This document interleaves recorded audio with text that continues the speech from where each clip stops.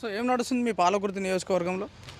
పాలకుర్తి నియోజకవర్గంలో ఒక రకమైన ఆట నడుస్తుందన్న. ఇప్పుడు అత్తా కోడళ్ళ ఆట నడుస్తుంది ఈడ. ఇప్పుడు మేము ఓటేసిందేమో యశస్విని రెడ్డి గారిని చూసి, సరే వాళ్ళు ఇచ్చిన అలవి కానీ హామీలు ఇచ్చిర్రు ఏమని. ఇప్పుడు ఈ రేవంత్ రెడ్డి కాంగ్రెస్ పార్టీకి సంబంధించిన 6 గ్యారంటీలు ఇచ్చిళ్ళు, 420 అడ్డమైన హామీలు ఇచ్చిళ్ళు. దాంట్లో మా యువకులను మోసం చేసే ప్రయత్నం చేశారు, రైతులను మోసం చేసే ప్రయత్నం చేశారు, కార్మికులను మోసం చేసే ప్రయత్నం చేశారు, మన ఆటో కార్మికులను మోసం చేసే ప్రయత్నం చేశారు. అన్నీ మార్పు మార్పు మార్పు మార్పు అని చెప్పేసి జనాల్లో ఒక రకమైన ఇంజెక్ట్ చేసిళ్ళు. చేయడం తర్వాత ఏం జరిగింది, ఆ యొక్క హామీలు కాకుండా వీళ్ళ సొంత ఎజెండా ఒకటి పట్టుకొచ్చిళ్ళు, పెద్ద దుకాణం. ఏమని, కాంగ్రెస్ మేనిఫెస్టో కాకుండా వీళ్ళ యొక్క సొంత దుకాణం ఒకటి పట్టుకొచ్చిళ్ళు. ప్రతి నెల నాకు వచ్చిన జీతానికి నేను ఒక పేద కుటుంబానికి సాయం చేస్తా అని చెప్పేసి మాట ఇచ్చిళ్ళు. కానీ ఇప్పటి వరకు అది కార్యాచరణ లేదు. వీళ్ళు కార్లు కొంటున్నారు కానీ మా యొక్క కుటుంబాలను పట్టించుకునే పరిస్థితిలో లేదు. కొత్త కొత్త కార్లు కొనుక్కుంటారు. దయాకర్ రావు గారు వేసినటువంటి రోడ్ల మీద రయ్య రయ్య రయ్య రయ్య అని తిరుగుతారు వీళ్ళు తప్ప. వీళ్ళు వేసిన రోడ్డు లేదు, వీళ్ళు వేసిన డాంబర్ లేదు, వీళ్ళు వేసిన కాంక్రీట్ లేదు. వీళ్ళు అదొకటి. అదేవిధంగా వీళ్ళు స్కిల్ డెవలప్మెంట్ సెంటర్ పెట్టి ప్రతి సంవత్సరం దాదాపుగా 500 నుంచి 1000 మందిని మేము యువకులను స్కిల్ నేర్పించి పక్క దేశంలో చదువుకోవాలన్నా, వీళ్ళు పక్క దేశంలో ఉద్యోగం చేయాలన్నా మేము వచ్చేసి దాదాపుగా 500 నుంచి 1000 మందిని పంపిస్తామని చెప్పారు. ఇప్పటికీ 15 నెలల పరిపాలన అయింది. 15 నెలల వరకు వీళ్ళకి సంబంధించిన జీతాలు ఎవరికి ఇవ్వలే. వీళ్ళకి సంబంధించిన 500 మంది సంవత్సరానికి అంటే దాదాపుగా 700 మందిని ఎవరిని బయటికి పంపలే. సరే పోనీగాక అని చెప్పేసి ఆ పని చేసిరా అంటే ఇప్పటికీ ఆ శిలాఫలకం ఉన్నది, అది అంతే ఉన్నది తప్ప. ఇంకొక లాజిక్ చెప్తా, లాజిక్ కాదు ఇది, వాళ్ళ కోటర్లో మాట్లాడుకునే చెప్తా మీకు. స్కిల్ డెవలప్మెంట్ మనం ఏదో ఓపెన్ తూతూ మంత్రంగా ఓపెన్ చేసినాం, ఇది అట్లే ఉంచండి, దీనికి గోడ కట్టద్దు, దీంట్లో ఏం పునాది తీయద్దు. రేపటి రోజున మనం ఎట్లా ఓడిపోతాం, మనల్ని తంతరి ప్రజలు. సో ఇది మళ్ళీ మనకే ఉంటుంది, మనం దీన్ని అమ్ముకుందామని చెప్పేసి కుట్ర జరుగుతూ ఉంది. వీళ్లకు ఇక్కడ ఉన్నటువంటి యువకుల మీద, నిరుద్యోగుల మీద ఎటువంటి ప్రేమ లేదన్న. వీళ్ళు సంపాదించుకోవాలి, ఇసుక మాఫియా చేయాలి, వీళ్ళకి సంబంధించిన పియ్యలు వీళ్ళు ప్రతి ఒక్కరు ఎవరు ఎట్టుబడతాడు దోచుకోవాలి తప్ప ఈ తెలంగాణ కానీ ఈ యొక్క ప్రాంతాన్ని కానీ వీళ్ళు విస్మరించే ప్రయత్నం చేస్తున్నారు బాగు చేయాలని. ఎటువంటి వీళ్ళకు కనీస ప్రేమ లేదు వీళ్ళకు. నేను చెప్తున్నా మీ యొక్క ఆర్జిటివిగా, వీళ్ళు ఏందనంటే అత్తగారి దగ్గరికి పోతే ఒక శాలువా, కోడల దగ్గరికి పోతే ఇంకో శాలువా, ఒక దగ్గరికి బోకే పట్టుకపోతే ఇంకొకరికి కోపము, ఈమెకు బోకే పట్టుకపోతే ఆమెకు కూడా బోకే పట్టుకపోవాలి. ఇక ఒక పెద్ద మనిషి పోయినట మా ఊరికి సంబంధించిన కాంగ్రెస్ నాయకుడు, సీనియర్ నాయకుడు, ఆయన చేపట్టి వీళ్ళకి సంబంధించిన మొత్తం చెప్పి ఆయనని ఇలా వీళ్ళని గద్దెనెక్కించే ప్రయత్నం చేశారు. మరి ఆయన పోయినప్పుడు గేట్ కాండే వాడు గన్మెన్ ఆపిండట. ఏంది అని అంటే, నువ్వు ఒకటే బోకే తెచ్చినావు ఏందే, ఇంకోటి మరి మేడం గారు ఉన్నారు లోపల, ఝాన్సీ గారికి గీయాలి కదనా, సోయలేదు అని కానీ తిడుతుండంట. ఇక పాపం ఆయన 100-200 పెట్టుకొని మళ్ళీ ఆటో పెట్టుకొని ఇంకో చౌరస్తాకు పోయి పట్టుకొని ఇంకో బోకే తీసుకొని వచ్చేలోపు వీళ్ళు వెళ్ళిపోయారు. వాని బాధ ఎవరికి చెప్పుకోవాలి, వాని గోడ ఎవరికి వినిపించుకోవాలి, అసలు ఏం చేయాలి, అసలు వీళ్ళు ఏం చేయాలనుకుంటున్నారు చెప్పండి. వీళ్ళకి సంబంధించిన కార్యకర్తలే పొద్దుగాల 8 గంటలకు పోతే వాళ్ళు లేచి 12 గంటలకు రెడీ అయ్యి వస్తున్నారట. వాళ్ళు నిమ్మలంగా పిజ్జాలు, బర్గర్లు, బిర్యానీలు తిని రావాలి. అరే మేము గంజో గడకో మన పప్పో చారో నీళ్ళు తాగేస్తారు వాళ్ళు రైతులు, నీకోసం వెయిట్ చేస్తారు. కనీసం నువ్వు టైం ఇవ్వకపోతే నువ్వు దేనికి ఉన్నావమ్మా, మా యొక్క గోడు వినిపించుకోకపోతే నువ్వు దేనికి ఉన్నావు ఇక్కడ ప్రాంతంలో, మా రిప్రజెంటేటివ్గా నువ్వు ఉన్నావని చెప్పేసి నీకు ఎమ్మెల్యే మన రేవంత్ రెడ్డి గారికి నువ్వు దగ్గర ఎన్ఆర్ఐ అని చెప్పేసి ఇవాళ పోతే నువ్వు మాకేమైనా మంచి చేస్తావని చెప్పేసి నీకు అసెంబ్లీకి పంపితే మీరు ఏం చేస్తూ ఉన్నారు. ఏ ఒక్క రోజు అసెంబ్లీలో మాట్లాడిన దాఖలాలు లేవు.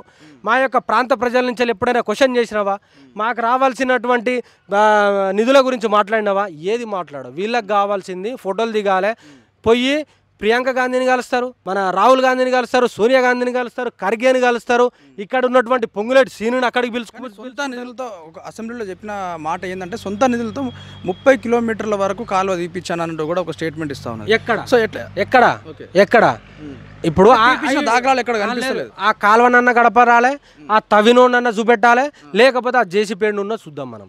అది ఎక్కడి నుంచి ఎక్కడికి పోయింది ఆ కాలువ. ఓకే పలాని కాలువ గీడి నుంచి వెళ్ళి శ్రీరామ్ సాగర్ అటు పోయిందని మనం చెప్తాము. దయాకర్ రావు గారు తవ్వించింది నేనన్నా చూపెడతా. బాజాబ్తాకి ఇదే రావుజీ చౌరస్తాలో కూర్చుందాము.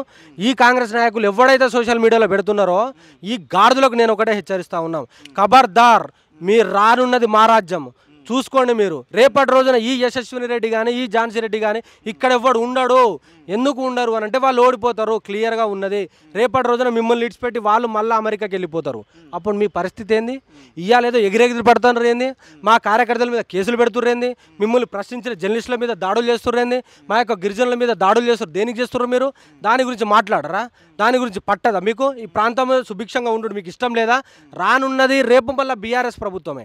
ఇక్కడ మళ్ళీ బీఆర్ఎస్ సంబంధించిన దయాకర్ రావు గారు ఎమ్మెల్యే అవుతారు, మంత్రి అవుతారు. ఆ తర్వాత మీ పరిస్థితి ఏంద్రపై? కనీసం రాత్రి పండుకునే ముందైనా కొంచెం ఆలోచించుకోండి. మేము ఏం చేస్తూ ఉన్నాము, పొద్దున్న లేస్తే మేము ఎందుకు తిడుతూ ఉన్నాం వాళ్ళని. రేపు మళ్ళీ ఈ కాంగ్రెస్ ఇక్కడ ఖతమైందనుకో మా పరిస్థితి ఏంది? మమ్మల్ని వీళ్ళు మొత్తం గోళీలాట ఆడతారు. మరి మా యొక్క గుడ్లు తీసి గోళీలు ఆడతారు, తొండలు జొర్రిస్తారు, పేగలు తీసి మెడలు వేసుకుంటారు కదా ఇక్కడ ఉన్న వాళ్ళు. అసలు ఇక్కడి తెలంగాణ రాష్ట్రంలో ఉన్నటువంటి పోరాటాల గడ్డ ఏదైతే ఉన్నదో అది పాలకృతి గడ్డ. చాకల ఐలమ్మ, దొడ్డి కొమరయ్య, షేక్ బందగి, ఠాను నాయక్, దర్గా నాయక్ లాంటి వాళ్ళు పుట్టిరు ఇక్కడ. ఈ యొక్క ఎక్కడి నుంచో ఊడిపడ్డోళ్ళు కాదు మేము. ప్రతి ఒక్కరి నెత్తురులో పోరాడతారు ఇక్కడ. చిన్న పిల్లగాడు సైతం అడుగుతాడు, ప్రశ్నిస్తాడు. అర్థమైందా? పెత్తందారులు, భూస్వాములు అలాంటి వాళ్ళనే ఉరికిచ్చిన నేల ఇది. ఇక్కడ గడిలను కూల్చిరు నేల. వీళ్ళు పెద్ద సమస్య కాదన్న. ఇవాళ ఏదో వీళ్ళ అధికారులను కానీ పోలీస్ డిపార్ట్మెంట్లను కానీ ఎంబడి పెట్టుకొని ఇవాళ మాలాంటి వాళ్ళ మీద దాడి చేస్తా అంటే మాత్రం తగదు. 10,000% మా యొక్క ప్రాంత ప్రజా పక్షానే ఉంటాము. ఈ యొక్క పాలకుర్తి ప్రాంతానికి రక్షకుడు ఎవరైతే ఉన్నారో దయాకర్ రావు పక్షాన మేము ఉంటాము, నిలబడతాము. ఏం చేస్తావు? కేసులు పెడతావు కావచ్చు, జైలుకు పంపుతావు కావచ్చు, దానికి మించి ఏం చేయలేవు కదా, సంపలేవు కదా. సావడానికే తెగించిన వాళ్ళం, నీ కేసులకు ఏం భయపడతామన్నా? మేము సావడానికే తెగించిన వాళ్ళం మేము. ఈ కేసులకు ఏం పడతాము చూసుకుందాం. రేపటి రోజు మాది. ఈ కార్యకర్తలకు, కాంగ్రెస్ కార్యకర్తలు ఒకటే హెచ్చరిస్తూ ఉన్నాము, జాగ్రత్తగా మెదలండి. మీ పనులు ఏమైనా ఉంటే చేయించుకోండి, మీకు రావాల్సిన డబ్బులు తీసుకోండి, కాంట్రాక్టులు తీసుకోండి. తప్ప మా బీఆర్ఎస్ పార్టీకి సంబంధించిన నాయకుల మీద, కార్యకర్తల మీద చవాకులు మాట్లాడారు అనుకో ఖబర్దార్ అని చెప్తున్నాం. ఎందుకనంటే ప్రతి ఒక్కటి రాసుకుంటాం. మేము మనుషులమే, మేము రాజకీయాలలో ఉన్నాము, మాకు అన్నీ తెలుసు. ఏం జరుగుతుందో ప్రతిదీ తెలుసు. నిజం తెలుసు, అబద్ధం తెలుసు, నీతి తెలుసు, అవినీతి తెలుసు. ఇక్కడ జరుగుతుంది ప్రతిదీ మాకెరికే. ఎవ్రీథింగ్. ఎందుకు అనంటే ప్రతిదీ మాకెరికే. రేపటి రోజున ఖబర్దార్, వచ్చేది మేమే. మరి జాగ్రత్తగా మెదలండి అని చెప్పేసి హెచ్చరిస్తూ ఉన్నాం. రాబోయే రోజులలో మళ్ళీ ఇక్కడ ఝాన్సీ రెడ్డి, యశస్విని రెడ్డి ఏలుతామన్నట్టు కూడా చెప్పుకొస్తా ఉన్నారు. ఎట్లా చూస్తారు దీన్ని? అన్న, దయాకర్ రావు గారు పొద్దున్న లేస్తే 100 ఊర్లు తిరిగే కెపాసిటీ ఉన్న లీడరు. ఒక ఊరికి పోయి 100 మందిని పేరు పెట్టి పిలిచే నాయకుడు. నీ ఇంట్లో అది దళితుడే కానీ, ఎస్సీఏ కానీ, ఎస్టీఏ కానీ, ఎరకలోడే కానీ, ఇంకేదైనా బీసీఏ కానీ, ఎవడైనా కానీ కరుడుగా అసలు ఏమి లేనోని ఇంట్లో కింద కూర్చొని తినే మనిషి ఆయన. సద్ది బువ్వ అడుక్కొని తింటాడు, పొలాల కాడ కూర్చొని అడుక్కొని తింటాడు ఆయన. ఇదే ఝాన్సీ రెడ్డికి నువ్వు బాజాప్తగా చూస్తావా? ఇదే యశస్విని రెడ్డి గారు పోయి నా యొక్క ఇంటికి వచ్చి తింటారా వీళ్ళు? ఎస్సీ ఎస్టీ ఇళ్ళకి పోయి తింటారా వీళ్ళు? దూరం నుంచి వెళ్ళి నమస్తే, వాళ్ళు ఎవరిదే ఇల్లు గాళ్ళు, మనం పోవద్దు, దూరం అని పోవాలని చెప్పేసి మాట్లాడే తరిక వాళ్ళు. ఇప్పటి వరకు మేము ఓట్లేయాలి మీకు? దయాకర్ రావుకి వీళ్ళకి పొంతనేందన్నా. దయాకర్ రావు పెద్ద టాల్ పర్సనాలిటీ. ఆయనే టాల్ పర్సనాలిటీ. దేశంలో 21 అవార్డులు పంచాయతీరాజ్ శాఖకు వస్తే ఒక్క తెలంగాణ రాష్ట్రానికే 19 అవార్డులు తీసుకొచ్చిండు దయాకర్ రావు. అది పనిగల్లోడు లెక్క.